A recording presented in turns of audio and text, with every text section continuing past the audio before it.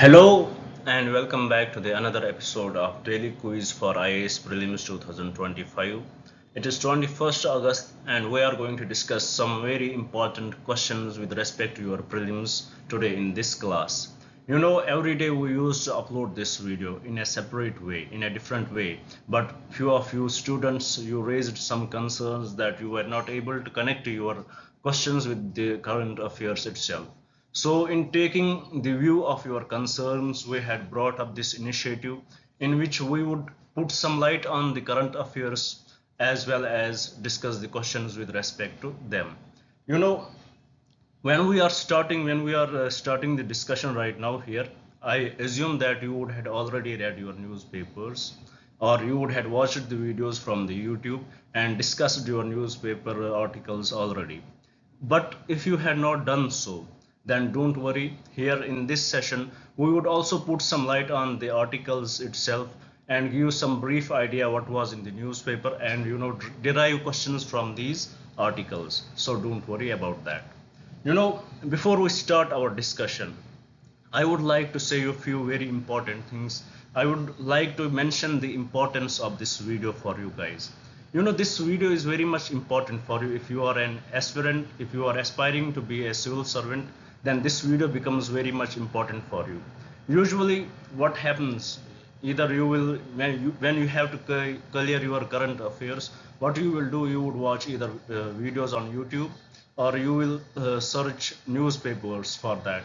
But this initiative is little bit different. We Even though we discuss the current affairs here, but we discuss them with respect to the questions how the UPSC, how the faculties from the UPSC or how the examiner can frame questions from these articles. Let's think like that. If the faculty, if the examiner is reading today's newspaper and how he can frame the questions from today's newspaper, we will have that mentality while discussing this session today. And also, as I had already mentioned that in this session we would also add some static portion. We had started it from our last video itself. We had added the polity sessions here. We had discussed the few of the one of the article from the Lakshmikant itself. So today we are going to discuss about the Amendment Act of 1781, which is the amendment to the Regulation Act of 1773. So we will also discuss that. And also with that we will discuss few of the previous year questions so that it will give you all side approach to your preparation, and it would be like a guerrilla warfare which you will use in terms of your preparation. So that's why I think this video is very much important for you. I would suggest you guys to open your notebook and start writing these questions here and develop your own question bank before your exams get nearer and you will crave for questions. So it is better for you to develop your own question book and start preparing from them. Now, without any delay, let's look at the topics on which we have to discuss. Few questions here. The first topic which was in the news is a ground plan for sustainable mass employment. The second, West Asian crisis and tough choices for Russia and China. Third, ethanol blending program in India and its target. Fourth, India and Malaysia to upgrade strategic partnership. Fifth, India and Japan conducted 2+2 dialogue. Sixth, Prime Minister said to visit Poland. Seventh, Sikkim landslides damages building of NHPC. And eighth, Meghalaya's polio case is vaccine derived. So we will discuss these articles. Little bit we will put light on them and derive questions from them so that it can help you revise your current affairs and also develop a question bank for you, which will definitely help you in cracking your next prelims. So without any delay, let's look at the first topic itself. It is very simple, a ground plan to sustainable mass employment. Right now in our country we are suffering from unemployment, unfortunately. the demographic dividend which we are enjoying. As per this newspaper article itself, it was mentioned that over 65% of population in our country is below 35. So we have huge demographic dividend. Now it is the aim of the government to generate the employment for them, so that this dividend can be used in a better way in developing the nation. We don't want to go for the, we don't want to damage our future by not granting them the employment. Governance, our government does not want to damage the future of the country by not giving the employment to these people in our country. So there are different ways and methods by which those employments can be generated according to this article. But right now we are suffering from unemployment. Huge number of population is unemployed. As recently a report was published, over 80% of our youth is unemployed in our country. So there is definitely failure to create jobs. It is believed that if our country is not able to give the jobs to its youth, then we may fall in the middle income trap, which would not be good for our country. So in this article, in nutshell, we are trying to cover few things. In this article, there are few ways by which these jobs can be generated. The first way, the article itself mentions that the government should change its plan from top. Usually what government does, it believes in top down approach. For example, they believe in developing some company, giving incentives to those companies, developing that, and they believe that it will trickle down and create jobs. But according to article, it is suggested that the government should focus on bottom up approach, where it should give authority to the local bodies, give them incentives, give them money, and those local bodies, they will talk with the youth, they will see what are the requirements of the youth, and with respect to that the jobs would be created. With respect to that, they will prepare that youth, they will give them the training which is required for them to generate the jobs. So this is one of the way which is mentioned in this article. The another way which the article talks about, it is about the introduction of vocational courses. These vocational courses should be introduced. It will help in skilling up these youth in our country, and by that it will definitely help in job creation. And also there are few other ways which were mentioned in the article. For example, standardizing nursing and allied healthcare professional courses, creation of community cadres of caregivers to run crunches. For example, there are in village level, there are many unemployed women. So they should be given the incentives, they should be given the education how they can create these crunches, and it will help the working woman in the villages to work without any hesitation. When there is a parent, when there is a woman, she has given birth to her child, and it becomes very much difficult for her to carry on her job, so because there is nobody to take care of her child. So with respect to that, it is believed that if these crèches for the child would be created, if the woman in the village would be educated to create such a crèches, it will definitely boost the economy of the village. It will definitely help the pregnant, help the newly mothers to continue their jobs. And also there are huge number of funds which are given to Manregas. Money of the funds are not utilized well. So according to this article, these funds should be very well utilized, and that may help in creation of jobs. And also there should be investment in ITIs and polytechnic institutions, introduction of enterprise and startup skills in schools, and also increased stress on apprenticeship. So there are different methods, different ways which were mentioned in the article itself. Our approach here is not to discuss those in detail, because I believe that you had already read or discussed your current news analysis. The main focus of this video is to discuss the questions, especially prelims based questions, which could be framed from this article, which could be framed from those articles which were in the newspaper. So it will give you the all side approach. It will target your prelims by all means and ways. Everything will be cleared here. So I hope we discussed the important points which were in the article itself. I hope by watching this video till now, you had it had helped you revise your current affairs. Now let's look at the questions which the examiner while reading this article can frame for you guys. Here is the question number one. The question number one, it is a direct question, very simple question. We need to develop our imagination, so that is the reason we had brought up this question. The question says, which of the following are effective ways of generating employment in India?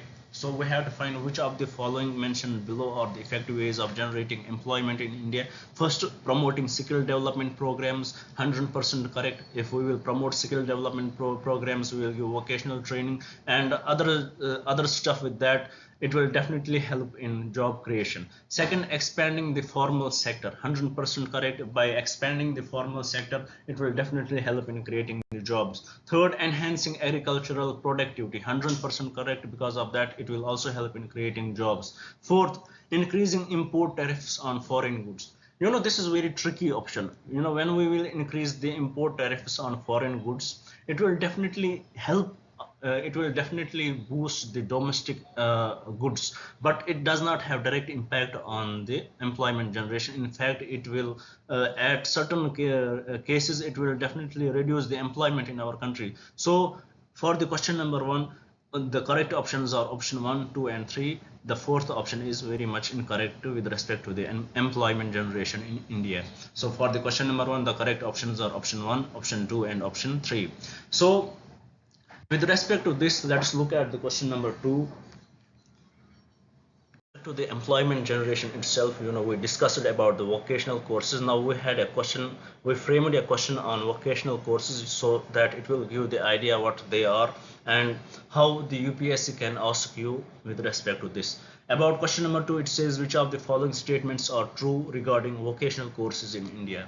So we have to find out which of the statements are true with respect to the vocational courses in India. Here the statement 1, vocational courses are designed to provide practical skills directly related to specific trades or occupations. 100% correct. They are designed for that. They are designed to provide these practical skills directly related to these specific trades, related to specific trades and occupations. So for the question number 2, statement 1 is 100% correct. Coming to the statement 2, the National Skill Development Corporation is responsible for the regulation of vocational training institute in India. This is unfortunately incorrect because NDC and NSDC is involved in the promotion and facilitation of skill development, but it does not regulate vocational training institutions. So National Skill Development Corporation, it does not regulate vocational training institutions, so this is incorrect. Statement 3, the Skill India Mission aims to offer training programs that cater to both urban and rural population. 100% correct, nothing wrong with it. Statement 4, vocational education in India is predominantly offered by private institutions only. If you had stayed with me for some time, you would definitely know that I had often discussed that when the statements are extreme options are mentioned in any statement, it is 95% chances that that statement would be incorrect. So is the case with this statement because it says only at the end of this statement. So statement 4 is incorrect in the question number 2 because vocational education in India are not predominantly offered by private institutions. They are also offered by the public and government institutions too. So statement 4 is incorrect. So in the question number 2, the correct statements would be statement 1 and statement 3. Now moving forward to the another article which was in the news today, it is about the West Asian crisis and the tough choices for China and Russia. We are discussing the issues in West Asia since very long. We had seen the Israel, the Gaza war going on. The implications of that war, the consequences of that war are spreading all over the world. The roadblocks, the trade blocks are going on, and there are much politics going on in this area. Recently we saw that Hamas leader was killed. One of the Hamas leader was killed, and it was blamed that it was killed by the Israel, but officially Israel has not agreed to that. Right now why we are discussing this article, because we have to discuss few of the changes which are happening in the West Asia right now. There has been attacks on Iranian soil because of through Israel. So there are the chances that this conflict will arise to the next level. There are chances that Israel and Iran may go for the direct confrontation. So there are concerns with respect to that. And in this context, the USA has sent its vessels to protect Israeli interests. USA has sent its helicopters, war helicopters for that purpose. So with respect to that, here we have to discuss two main key players, which is China and Russia. First, about Russia, we know it is very much sanctioned by the West, and its core interest is right now with respect to the West Asia, with respect to the Palestine, with respect to the anti-West, anti-USA. So Russia has its investments there, it has its role there, but also for China, its role. China always tries to show that it is against West. It always tries that to show that it is against oppressor.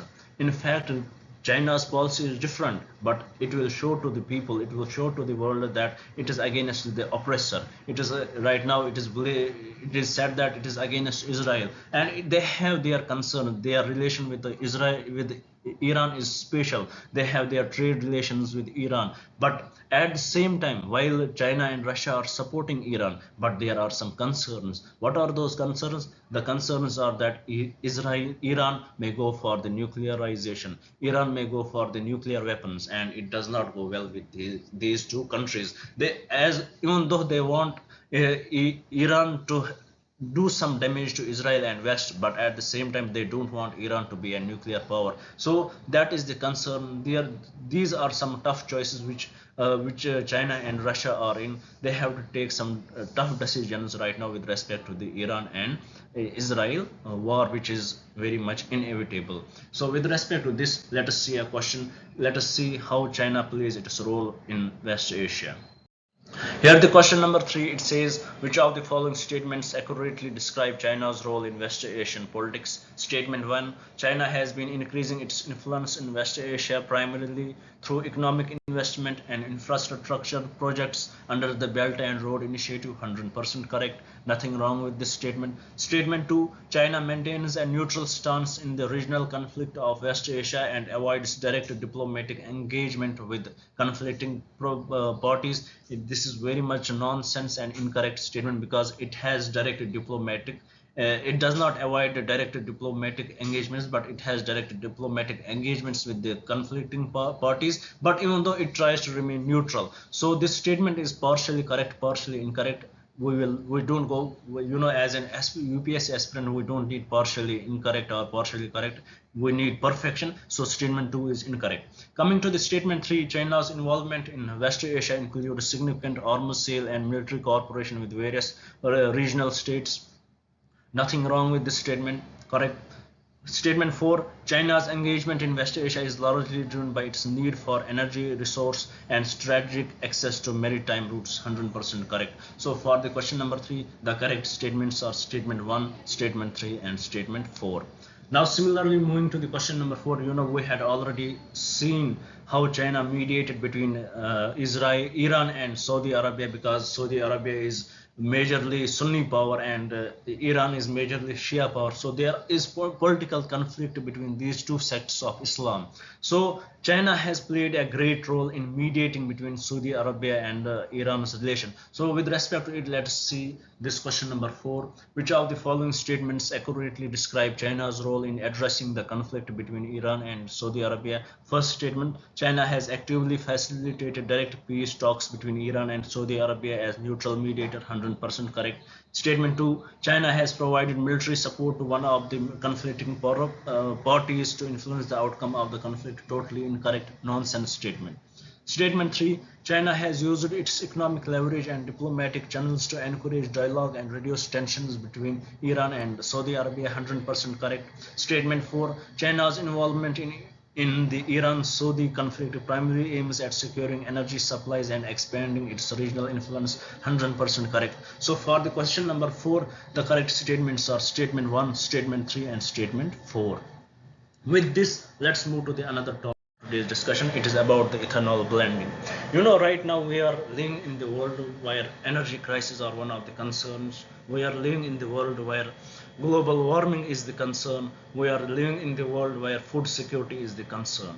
So with respect to that, here in our country we are believing in ethanol blending. Ethanol, it is the byproduct from sugarcane and maize. And usually in our country this ethanol is majorly coming from the maize, but this maize is very much important for our food security. So there are various concerns with respect to it. So first let us discuss what ethanol blending is. How it would be useful for our automobile industry, how it would be useful for our motor vehicle industry, and what would be its impact, what would be its issues. So with respect to the ethanol blending, ethanol, usually ethanol is added with the petroleum so that it will help in reduce. We majorly depend on the imports of petroleum. So by blending ethanol, which is domestically produced, it will definitely help in reducing the import tariff. It will definitely help in reducing the imports of petroleum, and help in it will help in our trade deficit. It will help in our foreign reservoirs. So it will definitely impact the economy in a good way.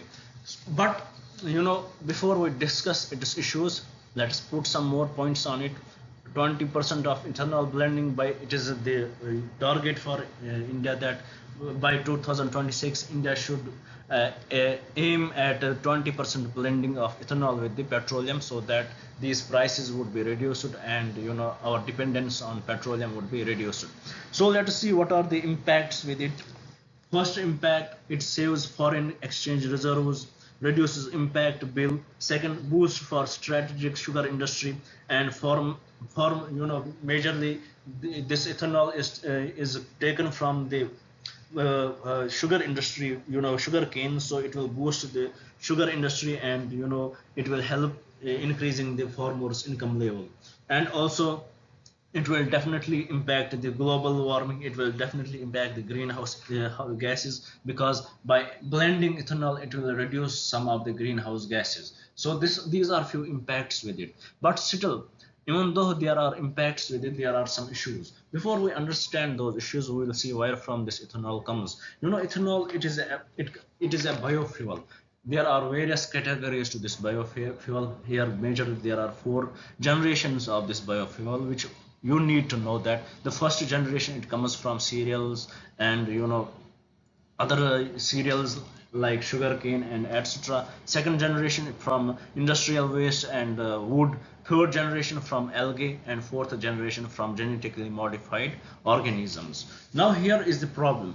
In our country we majorly depend on first 2 generations, that is from cereals, that is from sugarcane or maize or wood or industrial waste. We depend on first 2 generations, but it has some serious issues with it. If we continue to depend on these if we continue to depend on the maize, it will definitely impact the food security of the country, because we majorly depend on the maize production. We import huge amount of maize, and if we will depend on this, it will least impact the import bill of our country, because we have to import maize for this ethanol. So it will have no effect. In fact, it will lead to the food insecurity.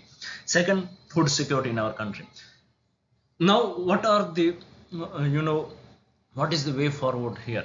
As per the article, it is suggested that right now, since we are majorly focusing on the sugarcane and maize, we should start focusing on the third and fourth generation biofuels, that are algae and genetically modified algae. We should focus on them. We should generate more ethanol from them. And also it is suggested that rather than depending on the maize, we should depend on the sugarcane itself. But there are some concerns with the sugarcane also. What are those concerns? Sugarcane, about sugarcane, it is very much water intensive seed. It needs huge amount of water. Huge amount of water is needed for this. So there are some issues with this also, with this also. But it is said that we should go for third and fourth generation biofuel. We should increase farm income. We should go for crop rotation of maize and sugarcane. So this was about the ethanol blending in India. What is the target? It is 20% of ethanol blending by 2026. How it will help? It will help in reducing the import bills. By that, it will definitely help our economy. But there are some concerns because it is said that our engines are not so well developed, the engines for our motor vehicles, because by having the same amount of fuel which is ethanol blended, it gives less mileage. So we have to have some technical improvements in it, technical innovations in that also, and some other effects which can cause which has a devastating effect on our food security and other issues. So with respect to this, I hope you understood the article itself. Now let's look at the question which is very much uh, evident from this question. If examiner is reading the newspaper right now, he might think like that. Let's see.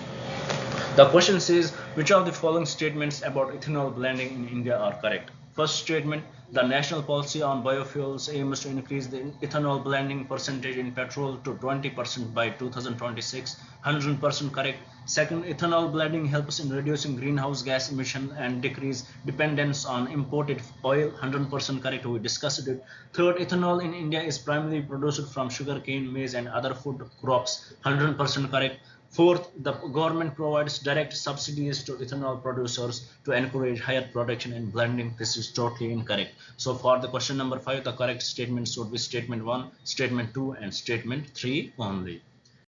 Moving forward to the another article which was in the newspaper today, it is about India Malaysia to upgrade strategic partnership. About India Malaysia relationship, it is very tricky.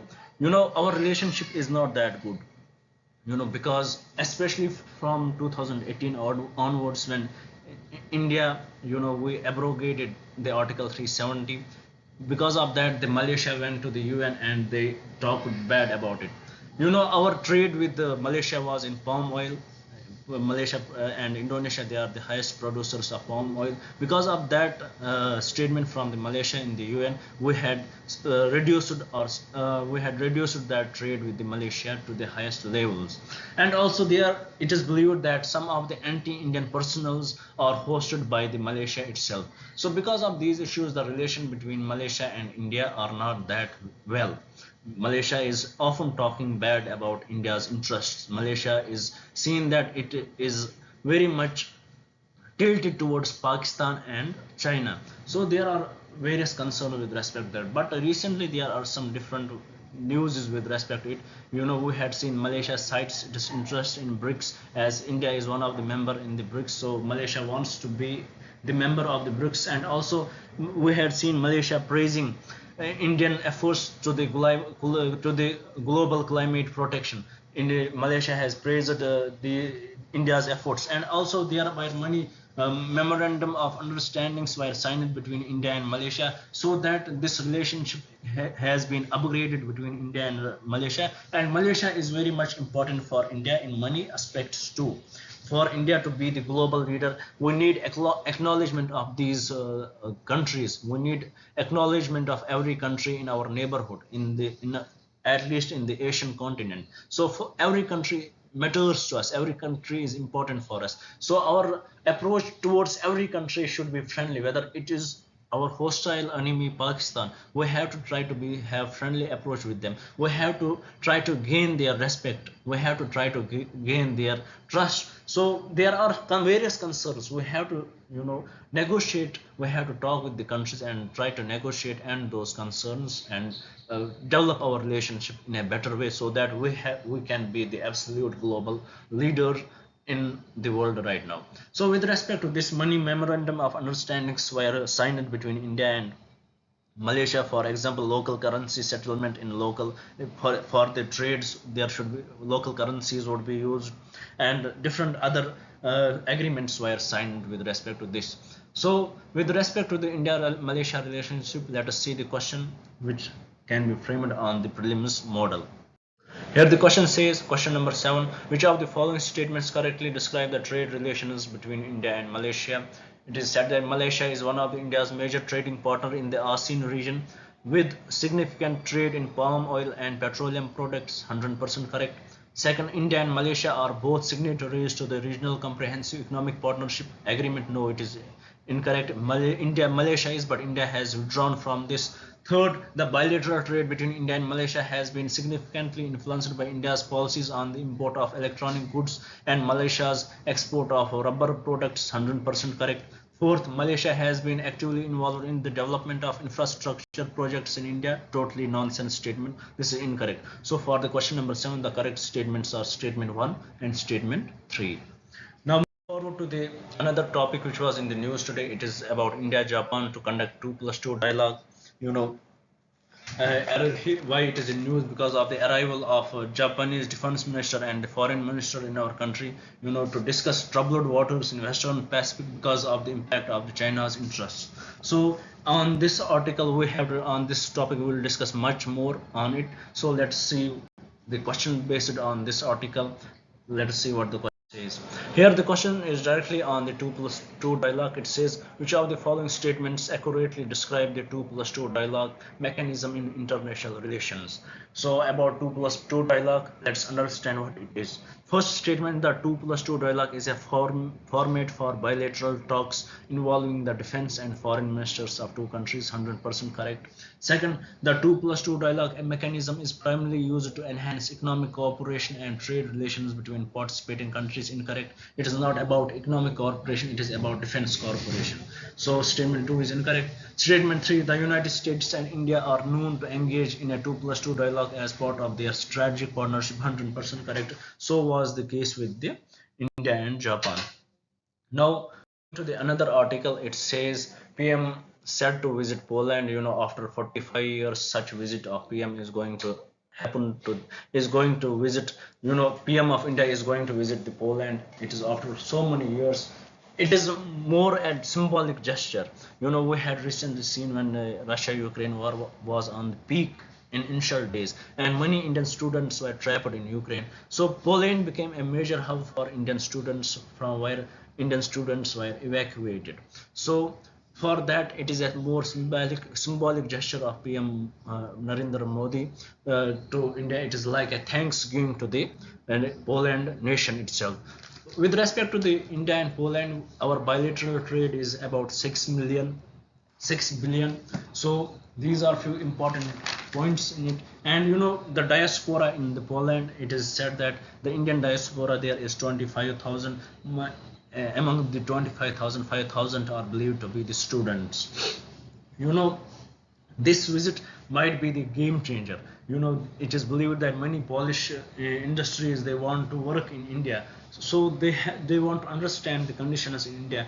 And with this visit, it would be the mind blowing, it would be the a mind-changing visit of PM Modi, and it may increase the trade between these two countries. So with respect to this visit, with respect to the Poland, let's have a look at the prelims based question which could be framed from this article. Here the question says, which of the following countries share a land border with Poland? Such map based questions do come, and the countries given below are Austria, Germany, Ukraine, Lithuania and Slovakia. So the country which does not share land border with Poland is Austria. So for the question number 9, the first statement, the statement 2, 3, 4 and 5 are the correct statements. Germany, Ukraine, Lithuania and Slovakia, they share the land border with the Poland. Now with this, let's move to the last topic of today's discussion. It was about the polio case seen in the Meghalaya. It is said that it is vaccine driven. About the polio, India was declared polio free by WHO in 2014 itself. With respect to this polio, we should know that it is a CVDP, which is circulating vaccine derived polio virus. What it is, usually when the vaccination is done, a weakened polio virus is given to the body, and our immune system is that strong that it fights with that and develops the antivirals, antigens against that virus, against the polio virus. But unfortunately, there are few individuals whose immune system is so weak that this vaccine impacts them, and there is separate of the polio. So that is what it is called, the circulatory vaccine derived polio virus. And because of that, this disease can be spread by the body excretes and by the when the person goes for excretion, this virus can spread through that, and it keeps on circulating to the different people. So with respect to this, let us have a look at the question here. The question says, which of the following statements accurately describe circulating vaccine derived polio virus, which is CVDPV? About circulatory vaccine derived polio virus arises from the oral polio vaccine when the vaccine virus circulates under immunized population and reverts to a virulent form. 100% correct. Statement 2, circulatory vaccine derived poliovirus is a type of poliovirus that results solely from the use of inactivated polio vaccine. That is incorrect because it contradicts with the first one. Statement 2 is incorrect. Statement 3, the World Health Organization monitors CVD-PV, that is circulating vaccine derived poliovirus outbreak, through its global polio eradication initiative and provides emergency vaccination campaigns to control them. 100% correct. Statement 4, CVDPV can only be transmitted through contaminated water and not through human to human contact. This is incorrect. It can be transmitted through the human to human contact because of the excretions from the infected human. So for the question number 10, the correct statements are statement 1 and statement 3. With this, we complete our daily discussion, daily quiz with respect to the current affairs. But here our discussion does not complete. Still we have much more to discuss. Right now, the first thing which we have to discuss is this static topic, which is amending Act of 1781. In our last class we discussed we started this initiative in which we discussed the static topics also, and we started with the polity, and for the polity we used the Lakshmikant as our source, and with respect to that we discussed about the Regulation Act of 1775, as that this act was the first constitution. This act was of great constitutional importance, as it was the first step taken by the British government to control and regulate the affairs of the East India Company. So we discussed Regulating Act of 1773, but we saw there, whenever there is some law, there are always some loopholes to it. We saw that Supreme Court was formal, but there were some unexplained points in that act on about the power of the Supreme Court, whether both the company and the people in our country are do come under the jurisdiction of Supreme Court. Such things were not explained properly in the Regulation Act of 1773. So for that, then came the Amending Act of 1781, which is also known as the Act of Settlement. So about this act, there are few important features which we need to know. Such questions do come often in the prelims. They may ask you match the following question, and here they will give the Regulating Act and its feature, then Amending Act of 1781 and its feature, and similarly other Act of 1858, then Pitt's India Act, similarly other acts. They will give you the match the following basic questions on this. So that's why it becomes very much important for your prelims and also for your modern history. To understand the polity itself, you have to understand the history of the polity, and to understand the history of the polity, you have to understand the polity of British India, you have to understand the polity of East India Company. So with respect to that, this article becomes very much important. Now let's look at the important features of the Amending Act of 1781. The first important feature of this act, it excluded the Governor General and the Council from the it excluded the Governor General and the Council from the jurisdiction of the Supreme Court for the acts carried out by them in their official capacity. For example, if officially they are doing any act, any lawyer can't go to this Supreme Court against them. So it exempted the Governor General and the Council from the jurisdiction of the Supreme Court for the acts carried out by them in their official capacity. It is very similar to the privileges power the MPs have in our country right now. For example, the things they do in the Parliament, the things they say in the Parliament, for that they can't be taken to the court, or similarly the president does any action or the governor, for those actions on their official capacity they can't be taken dragged to the court. Similarly it is similar to that, in the governor general and the council, if they do anything on their official capacity, they can't be dragged to the Supreme Court of the Bengal of that time. And also it exempted servants of the company. If the servants of the company are doing anything on their official capacity, so that those servants can't be dragged to the Supreme Court. It also exempted servants of the company, it exempted the governor general and the council from the jurisdiction of the Supreme Court. And one more thing in this article which we should know, it excluded the revenue matters and the matters arising in the collection of revenue from the jurisdiction of the Supreme Court. So this is very interesting. It shows the subjugating nature of the East India Company. It shows the subjugating and colonistic nature of the British India. It excluded the revenue matters from the jurisdiction of the Supreme Court, and also the things which could arise from the collection of revenue. So it definitely gives the free hand to the, in a way it indirectly gives the free hand to the East India Company for collecting the revenue how much they want, to do their barbaric acts while collecting those revenues. They can't be dragged to the Supreme Court for their acts. And also it provides that the Supreme Court was to have jurisdiction over all the inhabitants of Kolkata. It gave the jurisdiction, Supreme Court, full jurisdiction over all the inhabitants of the Kolkata. And also it mentioned that Hindus were to be tried according to the Hindu law and Muslims were tried to be according to the Muslim law. So it defined these things very properly in this. And also the appeals from the provincial courts could be taken to the governor general in council and not the Supreme Court. Appeals from the provincial courts could not be taken to the Supreme Court, but to the they can be taken to the governor general in council.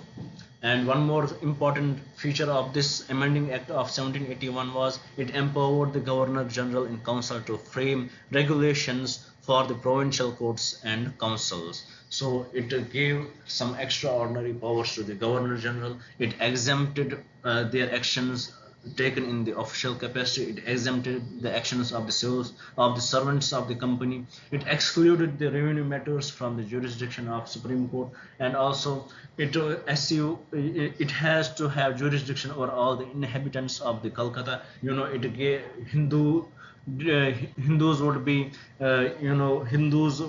tried according to Hindu laws and Muslims would be tried according to the Muslim laws.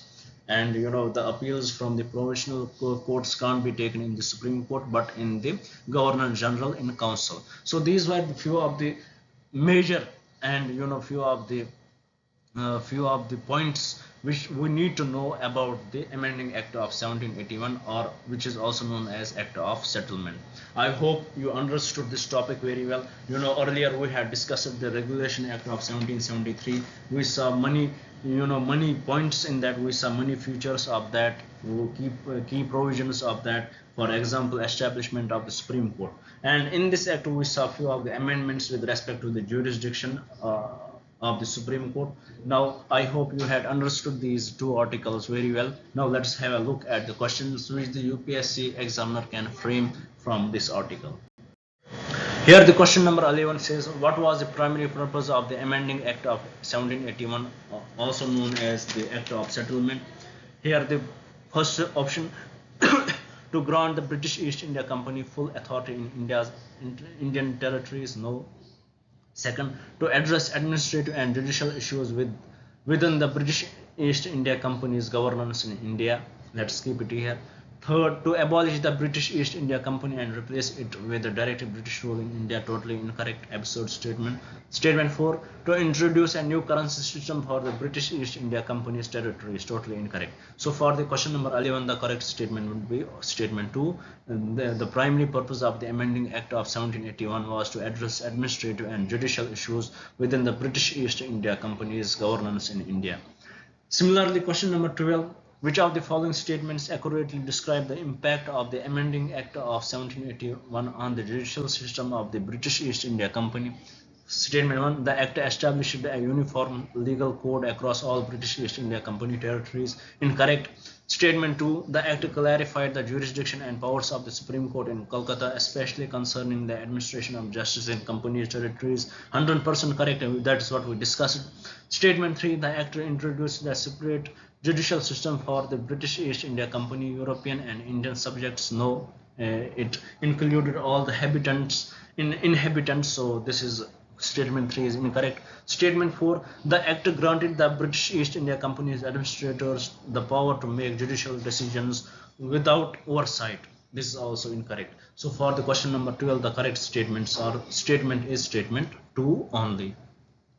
Now moving forward to the previous year questions. We often discuss these previous year questions. Now let us see. Here we had brought up only three previous year questions because we had taken many questions already. I don't want to bore you, but at the same time I want you to collect the most information as possible.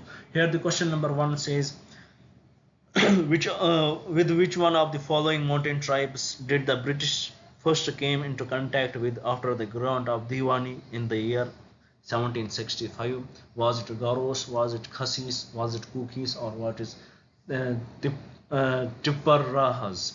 So for the question number 1, in the previous year questions, the correct option is option B, which is Khassis. The British first came into contact with the Khakis. Khassis, it was a tribal group with which the British first came into contact with after the grant of the Diwani in the year 1765. Coming to the question number 2, it says, which of the following acts of British India strengthened the Viceroy's authority over his executive council by substituting portfolio or department system for corporate functioning? So for the question number 2, let's look at the options here. Option 1, it says Indian Council Act 1861. Let's keep it here. Option B, Government of India Act 1858. Incorrect. Option C, Indian Council Act 1892. It was already given, so it is incorrect. Option D, Indian Council Act 1909. Incorrect. So for the question number 2, for the question number 2, which says, which one of the following acts of British India strengthened the Viceroy's authority over his executive council? Was the A? For the question number 2, the correct option is option A, which is Indian Council Act 1861.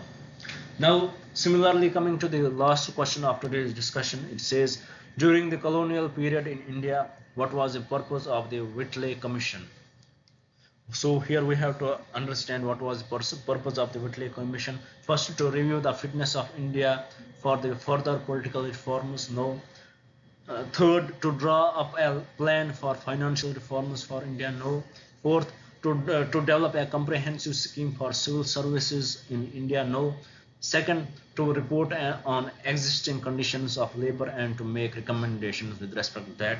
100% for the question number 3, the correct option would be option B. So with this, we complete today's discussion.